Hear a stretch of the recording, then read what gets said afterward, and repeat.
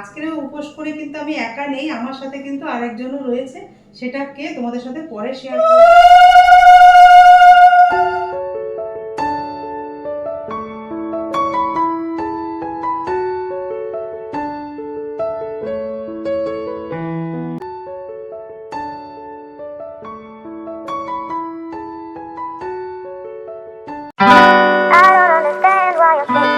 Hello everyone, good morning. তোমরা সবাই কেমন আছো? আশা করি খুব ভালো আছো, সুস্থ আছো। আমরাও ভালো আছি। দেবনাথ ফ্যামিলিতে তোমাদের আরেকবার স্বাগত। আজকে হচ্ছে বৃহস্পতিবার আর ঘড়ি কাটাতে বাজে এখন সকাল 6:45 মতন। তো এখন থেকেই ব্লগটা শুরু করলাম তোমাদের সাথে নিয়ে, সঙ্গে নিয়ে। আর আজকে সকালটা একটু অন্যরকমভাবেই শুরু হলো। সকাল সকাল স্নান টান করে একদম শাড়ি ঠাড়ি পরে কিন্তু ঠাকুর মন্দিরে যাব। ঠাকুর মন্দিরে যাওয়ার আগে কিন্তু আজকে আমাকে এই কাজটা করে যেতেই হবে। সেটা হচ্ছে হনুমান চালিসাটা টিভিতে একটু চালিয়ে দেবো। কেন এখন তো সকালবেলা পুজো রয়েছে, অনেকটা সময় লাগবে আছে বৃহস্পতিবারে পুজো দিতে। সকালবেলা তো আর সময় হবে না এখন হনুমান চালিসা পড়া। তাই ভাবলাম পড়তে না পারি কিন্তু কানে তো শুনতে পারি। তা চালিয়ে দিয়ে কিন্তু কানে শুনছি হনুমান চালিসা আর নিজের মতন করে বৃহস্পতিবারের পুজোটা সারছি। ওই জন্য তোমাদের বললাম আজকের সকালটা একটু অন্যরকমভাবেই শুরু হলো। তা দেখো আমার কিন্তু বেশ ভাল লাগছে জানো তো, অন্তত পড়তে না পারি শুনতে তো পারবো কানে। দেখো মা লক্ষ্মীকে কিন্তু আসন থেকে একটু নিচে নামিয়ে নিলাম। মার আসনটা চেঞ্জ করে একটুখানি ভালো করে ঝেড়ে মুছে ওই জায়গাটা পরিষ্কার করে নেবো, সেই জন্য একদম নিচে বসে কিন্তু আজকে পুজো দিতে পারবো না, কেন আজকে হাতে একদমই সময় নেই। ঘরের পুজো সেরে তারপরে কিন্তু আমাকে মন্দিরে যেতে হবে। মন্দিরে যাওয়ার সমস্ত কিছু তো আমি গুছিয়েই রেখেছি, কিন্তু ওখানে গিয়ে তো আমাকে আরও কিছু কিনে নিতে হবে মন্দিরে যাওয়ার সময়। তো ওটা তো পরে হবে, কিন্তু আমাকে বৃহস্পতিবারের পুজোটা আগে ঠিকঠাক করে তো করতে হবে নাকি। সমস্ত কিছু তো রাত্রিবেলায় গুছিয়ে রাখা রয়েছে, বাসন টাসনগুলো, কিন্তু তারপরেও কিন্তু সকালে অনেকগুলোই কাজ থাকে। তা দেখো পিতলের বাসনগুলো জায়গা মতন যেগুলো ছিল সেগুলো কিন্তু প্রদীপ টদীপ সেগুলো থালার মধ্যে কিন্তু সুন্দর করে সাজিয়ে নিলাম। এবার মা লক্ষ্মীকে স্নান করিয়ে নেবো। গঙ্গার জল, গোলাপ জল, অঘরু, ফুলের পাপড়ি সমস্ত কিছু দিয়ে মাকে একটু স্নান করিয়ে নেবো। আজকে তোমাদের সাথে সেইভাবে কিছু শেয়ার করতে পারলাম না, একটু তাড়াহুড়ার মধ্যে আছি তো সেই জন্য।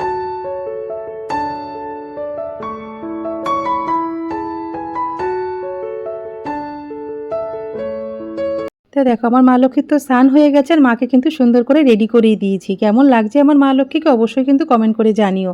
তা জোকার দিয়ে মার জায়গায় মাকে বসিয়ে দিলাম। হনুমান চালিসাটা শেষ হয়ে গেছে, এবার কিন্তু মা লক্ষ্মী পাঁচালি কিন্তু হচ্ছে। দেখো অদিতি মুন্সির গলায় যে মা লক্ষ্মীর পাঁচালিটা কি ভালো লাগছে জানো তো, সকালে পুজো দিতে যেন একটা আলাদা রকম অনুভূতি হচ্ছে। ভীষণ ভাল লাগছে যেন, মানে কানে একটা পাঁচালির আওয়াজ আসছে, এদিকে হনুমান চালিসার আওয়াজ আসছে, তার সাথে পুজো দিতে কি যে ভালো লাগছে সকালটা তোমাদের কি বলবো। সমস্ত ফুলমালার মধ্যে আমি কিন্তু চন্দন আর গঙ্গার জল দিয়ে নিয়েছি। সবসময় তো তোমাদের দেখাই, কিন্তু আজকে তাড়াহুড়ার মধ্যে তোমাদের কিছুই কিন্তু আমি ঠিকঠাক মতন শেয়ার করতে পারছি না। জানো তো বৃহস্পতিবারে পুজো সেরে, মন্দিরের পুজো সেরে বাড়িতে এসে আবার রান্নাবান্না করতে হবে আমাকে। সমস্তটাই তো একা হাতে করতে হয়, ওই জন্য সময়টা আমি ঠিক মতন আজকে দিতে পারছি না জানো তো। তা চলো প্রত্যেক বাড়ি তো তোমাদের সাথে বৃহস্পতিবারের পুজোটা অন্তত ঠিকঠাক মতন শেয়ার করি, কিন্তু আজকে একটু সময়ের জন্য, মানে যখন যেরাম তখন তো সেইভাবে চলতে হয়।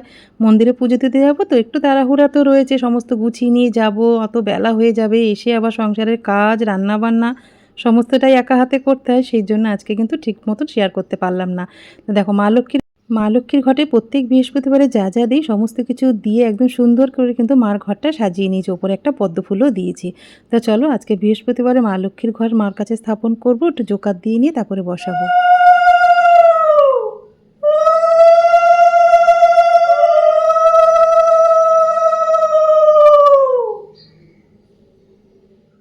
তো দেখো মা লক্ষ্মীর সামনে কিন্তু ঘট স্থাপন করা হয়ে গেছে। গণেশ ঠাকুরের সবার কিন্তু ফুলমালা, চন্দন দেওয়া, তিলক করা সমস্ত কিছু হয়ে গেছে। তা দেখো কি যে ভালো লাগছে না, মনে হচ্ছে যেন আমি শোনো স্বর্গে রয়েছি। স্বর্গে দেবদেবীর পাশেই কিন্তু আমি রয়েছি আর চোখ ভরে তাদেরকে দেখে যাচ্ছি। কি যে ভালো লাগছে কি বলবো। তোমাদের কেমন লাগলো অবশ্যই কিন্তু কমেন্ট করে জানিও। তা চলো এবার ঠাকুরকে একটু আরতি করে নেবো। আজকে বৃহস্পতিবার অনুযায়ী আজকে কিন্তু প্রদীপের তেলে দেখো চাল আর আমি হলুদ দিয়ে নিয়ে আগে রাধা কৃষ্ণকে তারপরে গুরুদেবকে আরতি করার পরে চলে এসেছি আমার তুলসী মাকে আরতি করতে। আরতি করে নিয়ে তারপরে কিন্তু এবার ঠাকুর মন্দিরে সবাইকে এক এক করে আরতি করে নেবো ঠাকুরকে এইভাবেই।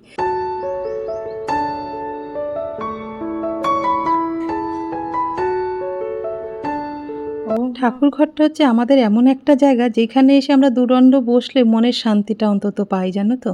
কিন্তু সেইখানে এসে তাড়াহুড়ো না আমার একদম ভালো লাগে না, কিন্তু কি করব। বৃহস্পতিবারে পুজো দেওয়া আমার একদম হয়ে গেছে। আর কেমন লাগলো আজকের পুজো তোমাদের অবশ্যই কমেন্ট করে জানিও। ঘড়ি কাটাতে কিন্তু 9টা 10 হয়ে গেছে, আর আজকে তো হনুমান জয়ন্তী।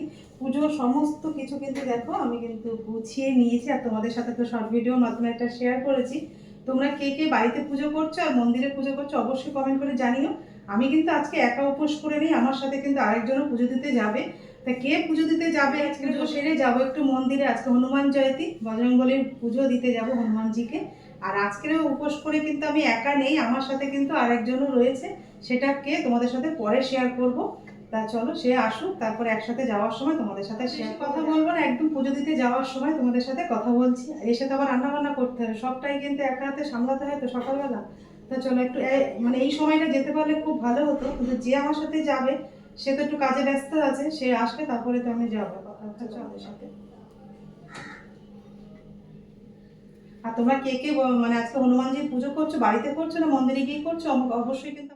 বাড়ি থেকে কোথাও ঘুরতে যাই বা মন্দিরে পুজো দিতে যাই, যেখানেই যাই না কেন বা যত ভোরে উঠি না কেন, ঘরের মন্দিরের পুজো আমি না দিয়ে কখনো কিন্তু কোথাও যাই না।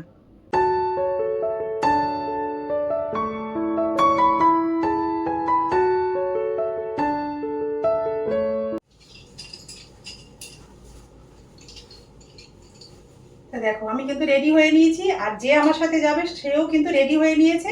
বাড়িতে আসলো, স্নান করলো, আমার ভাত হয়ে গেছে, স্যামকেও খাওয়ানো হয়ে গেছে, একটু বেলাই হয়েছে। তা চলো আজকের হনুমান জয়ন্তীতে আমি কিন্তু একা উপোস করে নিই, আমার সাথে যে উপোস করে আছে তোমাদেরকে তাকে দেখাই। চলো রেডি হয়ে গেছে। আর আমি কিন্তু আজকে এই নতুন শাড়িটা পরে নিলাম, কালকে কিন্তু আরো অনেক শাড়ি কিনে নিয়ে এসেছি, কিন্তু সেগুলো তোমাদের দেখাইনি বলে কিন্তু আমি একটাও ভাঁজ ভাঙলাম না। আর এই নীল কালারটাই আমাকে পরতে হলো, জানো তো, লাল হলুদটা তো। আমি কিন্তু একদম রেডি হয়ে নিয়েছি, কালকে প্রচুর শাড়ি, তারপরে নিজের জন্য এরকম ব্লাউজ নিয়ে এসেছি, সেখান থেকে কিন্তু একটা ব্লাউজ আমি পরেছি, আর শাড়িগুলো কিন্তু কিছু হাত দিইনি। আরও ব্লাউজ কিনেছি, সমস্ত কিছু তোমাদেরকে পরের ব্লগে দেখাবো কি কি কেনাকাটা আরও করেছি। তা চলো আমি তো রেডি হয়ে নিয়েছি, আর আমার সাথে যে যাবে সকাল থেকে একদম নির্জলা উপোস রয়েছে, চলো তাকে দেখাই আগে। চলো ওখানে গিয়ে তোমাদের সাথে পরে কথা হবে। আর আমাকে কেমন লাগছে শাড়িটা পরে অবশ্যই কমেন্ট করে জানিও। আর এটা কিন্তু নীল ষষ্ঠীর জন্য রেখেছিলাম, কিন্তু আজকে আমার একটা ছাপা শাড়ি পরতে ইচ্ছা করছে, নতুন শাড়ি, সেই জন্য এটা কিন্তু আজকে ভাঁজ ভেঙে পরে নিলাম। আর নীল ষষ্ঠীর জন্য অনেক শাড়ি রয়েছে। সাথে একদম নির্জলা করে হনুমান জয়ন্তীতে উপোস করে রয়েছে আমার ছেলে, তা মা ছেলে মিলে কিন্তু যাব। আর ছেলে কিন্তু এই প্রথমবার হনুমানজির উপোস করে রয়েছে একদম সকাল থেকে নির্জলা। তো চলো বেরিয়ে পড়ি, চলো বছো। ঠাকুরকে প্রণাম সেরে চললাম মন্দিরের উদ্দেশ্যে। তা চলো হনুমানজির পুজোটা দিয়ে এসে বাড়িতে এসে কথা বলবো তোমাদের সাথে, চলো।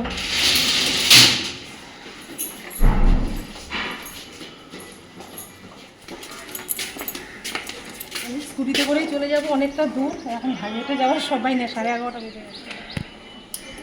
আর আমার ছেলেকে কেমন লাগছে আজকে অবশ্যই কমেন্ট করে জানাতে কিন্তু একদম ভুলবে না। চলো।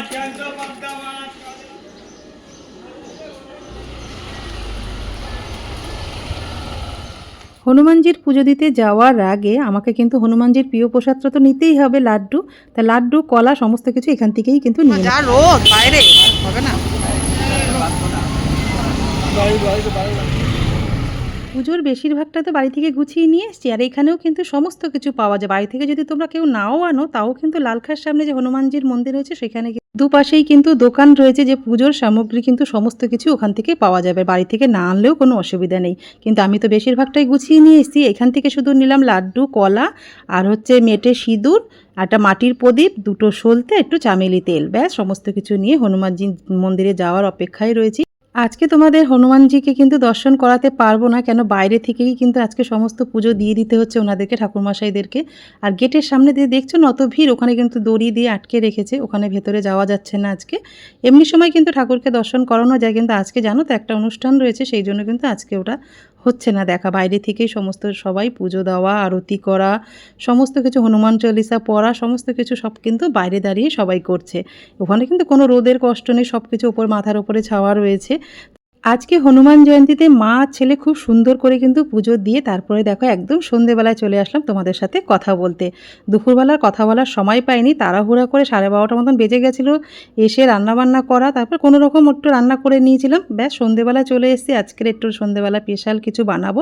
তা চলো কী কী রান্না করব সমস্তটাই তোমাদের সাথে শেয়ার করতে থাকবো। তা আজকের আমার অনেকগুলো ইচ্ছাই পূরণ হয়েছে। এইভাবেই যদি সমস্ত ইচ্ছাগুলো পূরণ হতে থাকে না, জীবনে দেখবে আর চাওয়া পাওয়া বলতে আমার আর কিন্তু কিচ্ছু লাগবে না। আর ভগবানের কাছে এইটুকু চাই, বেশি কিছু কিন্তু আমি আর চাই না। প্রথম চাওয়া হচ্ছে জীবনের প্রথম ছেলেকে নিয়ে সাথে করে নিয়ে উপোস করলাম।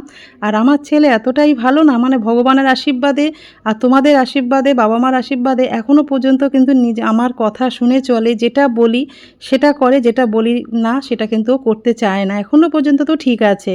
নিজের সাথে করে নিয়ে অত বড় ছেলেকে গিয়ে পুজো দেওয়া, সারাদিন উপোস থেকে যেটা বলেছি সেই রকমভাবেই কিন্তু আমার ছেলে করেছে।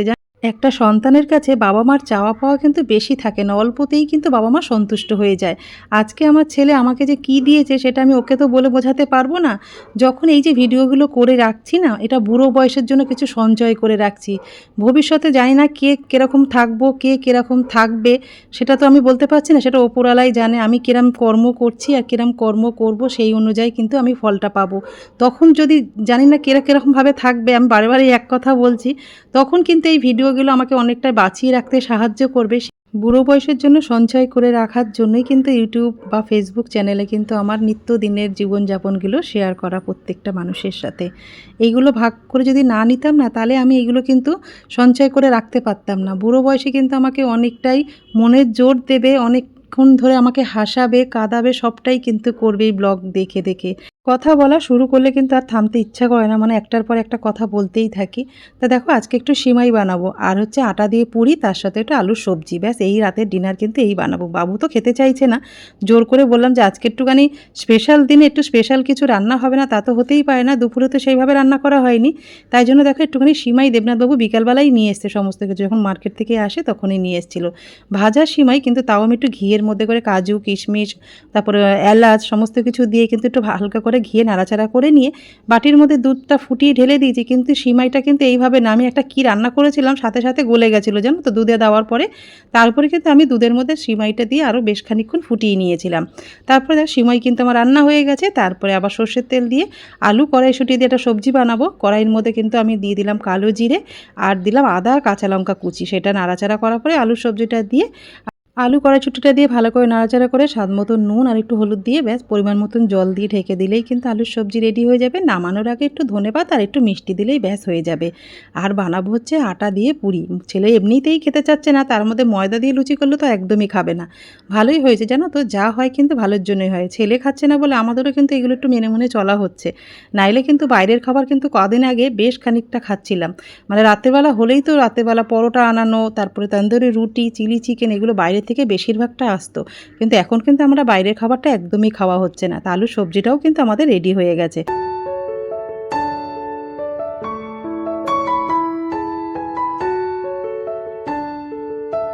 পুরি দিয়ে খাওয়ার জন্য মেন দুটো পদ কিন্তু আমার রান্না করা হয়ে গেছে। এখন পুরি দুটো ভাজতে বেশিক্ষণ সময় লাগবে না।